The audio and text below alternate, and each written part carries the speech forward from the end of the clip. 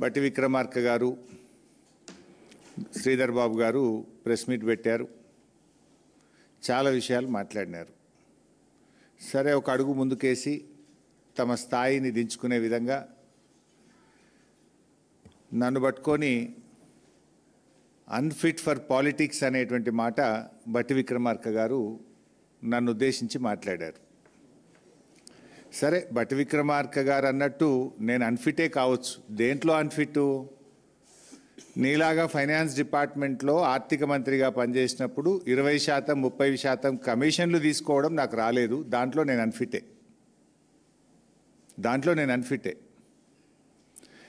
మీరు బాగా ఫిట్ ఇలా, ఎందుకంటే మీ ఫిట్నెస్ బయటపడ్డది కదా. ఫైనాన్స్ డిపార్ట్మెంట్ చరిత్రలో ఏ రోజు కూడా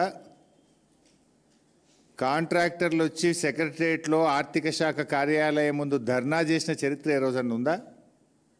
ఈ రాష్ట్ర చరిత్రలో మన ఊరు మనబడి బిల్లులు ఇవ్వండి అని కాంట్రాక్టర్లు ఫైనాన్స్ డిపార్ట్మెంట్ ముందు ధర్నా చేశారా? చిన్న కాంట్రాక్టర్లు ఎప్పుడైనా ఫైనాన్స్ డిపార్ట్మెంట్ ముందు గత చరిత్రలో ఏనాడైనా ధర్నా చేశారా? సర్పంచులు, మాజీ సర్పంచులు, మాజీ ఎంపీటీసీలు 10ల సార్లు ధర్నాలు చేసి అరెస్టులైన చరిత్ర ఈ రాష్ట్రంలో ఎప్పుడైనా ఉందా?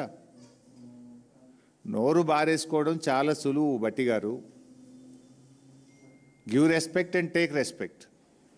రాజకీయాల్లో ఫ్రస్ట్రేషన్లో నోరు జారితే మొదటికే మోసం వస్తుంది. సమాధానం ఉంటే చెప్పండి, లేదా మౌనంగా ఉండండి. నోరెందుకు బారేసుకుంటున్నారు? ఎవరు అన్ఫిట్?